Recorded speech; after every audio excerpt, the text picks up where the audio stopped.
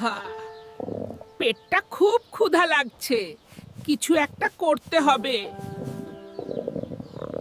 Wow, সবাই ফুসকা খেয়ে এত খুশি। আমিও ফুসকার দোকান দিব। আজ থেকে শুরু আমার ফুসকার ব্যবসা।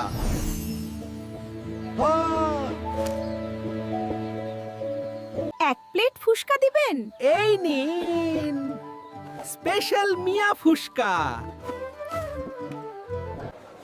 ওরে, এখন কি করব? মিয়া বিড়াল হাল ছাড়েনি, নিজের বুদ্ধি দিয়ে আবার সব ঠিক করলো।